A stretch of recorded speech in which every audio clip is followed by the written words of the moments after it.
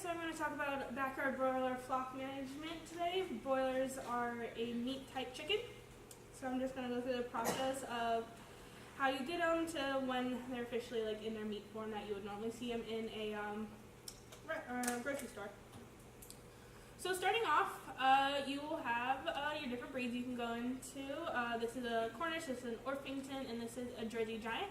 These are really common breeds that can be used in the backyard because they're very big, very buff, and they get anywhere between 8 to 12 pounds. When you're starting off, you want to choose if you have eggs or day-old chicks. You want to make sure that you get your eggs from NPIP people because they will be tested for Salmonella plurum, Salmonella typhoid, and mycoplasma. There are things that Indiana specifically try to make sure that for these two, they are free of that because we don't want sick birds because that can lead to an outbreak. Coops, before you bring them in, if you're doing day-old chicks, we'll go to brooding, which we're going to do next, but if you're just getting chickens, you want to make sure that you have a clean and sanitized coop before you're placing the chickens in them. And if you are bringing in new chickens, you want to make sure that they have a period where they're being quarantined to make sure that they are good before you introduce them to the rest of the flock, so it's not the spread of diseases if they may be carrying them. So next we're going to go into brooding. Brooding is when they are chicks, they're super fluffy, they're cute, all the way to their teenage stage where they are molting. You want to make sure that you have a heat source, so you can see by this lamp, it's a good amount of space above the chicks. Usually they're not going to be in a square cage like this. They're going to be something more circle because if they're squares, they have a tendency to crowd and they can kill each other. So that's an issue. Always want feed and water readily available. Continuous to it 2 to 3 times a day. The heat source is really important as this diagram shows. If it's just right, they're scattered, they're kind of everywhere dispersed. If it's too drafty in one area, they'll crowd together and kind of be warm. If it's too cold, they'll crowd again in the center, right below the heat source, and it's way too hot. They're going to be all inside. As chicks age, you want to make sure that you are decreasing the temperature after the first week, 5 degrees a week until it's room temperature. Next, we're going to go through processing. This is when they're nice and big, like you'll see here. They're nice big birds. Processing, this is meat processing. You want to make sure that you check your state regulations because each state has something different on backyard broiler flocks. You're going to be selecting right here this bird. This is breast blistering. This one right here has no blisters and this one has a blister. So you can't be processing birds that have any defects to them, to the outside or on the inside, because if there is a lot of yellow fat that you may see on the inside of a bird, you can't process that bird. You're just going to have to cull it and keep moving. Preparing. You want to make sure that you have a nice clean area like this person has. See, they have a nice open water source, clean table. They'll probably most likely have a disposal area for when they're disposing the chicken and everything. Killing and dressing. This is actually a turkey, but it's the same process if you're doing small backyard stuff. If you don't have a tub that has rubber nibbles in it, that'll help to take out the feathers. So this is you're putting in scalding hot water. You're dumping the chicken in for a few 30 seconds to get all the large feathers off. Once that's done, you have to do it until they can just like easily come off. That's one way to get rid of feathers, but there's some other ways that you can always look up. This is just a very easy way. Visceration, taking out on the inside. There's a bunch of cuts to get into that. But this last one is really important. You want to make sure it's chilled and packaged. You want to make sure it's chilled at 40 degrees Fahrenheit before packaging. That removes a lot of the diseases that can occur. You don't want bacteria going in because the inside of meat is sterile and you don't want it to become unsterile. How do they kill them? I guess I'm looking for a different word. Oh, so they kill them. When they kill chickens, they'll either cut off the head completely or cut the jugular a little bit. It's not a big cut, but it's very easy to take off. Okay. So these are regulations. These are the, Indiana, so this is BOA, Board of Animal Health. This is specifically for Indiana. These are backyard flock ones.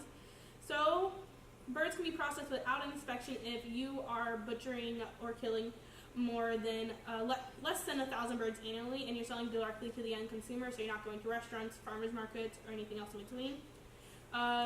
We have a limit permit of for your household, if anything to 10 to 20,000 birds annually, you want to sell directly to the end consumer. And the facility must be approved and inspected biannually. The Maryland Department of Health, I am from Maryland, so this is why I looked it up. They allow you to have birds only, they don't have to be checked if you're selling less than 20,000 birds annually. That means you're selling directly from the farm to the end consumer. If you do the Maryland Department of Ag rabbit poultry on-farm slaughter and processing program, you can then sell it to restaurants, retailers, and farmers markets. So finally, last but not least, but this is the most important thing, biosecurity. Biosecurity is a very important thing because you make sure that your birds are safe from human contact. They keep everyone safe. No biological agents are getting into anyone. Some tips you can follow. You want to keep your distance, keep it clean, don't haul disease home. That's from neighbors and other places, from county fairs, state fairs, none of that. Don't borrow disease from your neighbors, or don't share equipment because that can be carrying disease. You want to make sure that if you're going to another poultry facility and your tires from your car get on there, you want to make sure you clean your tires. That can also carry disease. Know the signs of disease in your flocks. Know if they're sick. Because the best people that know your chickens is you, because you're raising them, so you know what a healthy bird and unhealthy bird looks like. You want to report sick birds to either really easy with the USDA, they'll point you to your state regulation area, and they will go further with that, and the vet. Always report them to the vet, even if you're a little concerned. That's a really good person. These are some backyard flock disease. So we have exotic Newcastle and Marek's disease. And the respiratories are really common ones. Marek's disease, like this, is the paralysis of legs, while exotic Newcastle, this is one that's really causing a lot of issues to Southern California. They have an outbreak going on right there. And both of these cause death to the bird, so you make sure that doesn't happen. This has the twisting legs and a bunch of other tremors that can cause immediate death to the bird because they're very sensitive. And finally, avian influenza, also known as bird flu. It's a very highly contagious viral disease, up to 100% mortality in domestic fowl. All types of birds are susceptible to chicken. Most importantly, chickens and turkeys. It's usually from a wild fowl infecting a domestic fowl. And that's backyard broiler flock management. Yeah, very timely, because there's a lot of towns that are either outlawing it, allowing it, because people are trying to save money and get eggs, and you got meat and stuff like that. Any questions? Questions, comments? Anybody live someplace where there's chickens nearby in the backyard? There is. You have some? I have chickens. Yeah. How many do you have in the backyard? Or Only like 2 dozen. 2 dozen? Yeah. Now, do you have them like? Remember how one of her pictures showed them like kind of in a fenced-in area? I mean, like a. I can imagine if they were raised right, you could just have a board fence and they'd stay there. I don't know. We have them fenced in only because our neighbor's dog, it's in our property lot. Okay. And they got a couple of her chickens and homeless dogs. Right, yeah. And that's what about biosecurity, because you don't want any animals to go from one yard to another, because then you can, even tires act as vectors, disease vectors, carrying something from one to another spot, yeah. But very timely. I mean, there's a lot of controversy. A lot of people don't want. Is there anything about rooster versus hens? Because I remember reading something about some neighbors were mad at their neighbor that had chickens because there were a lot of roosters and they were crowing early in the morning. Did you run into anything like that? I don't know about that irritating thing. Yeah. Okay, let's give her a little round of applause.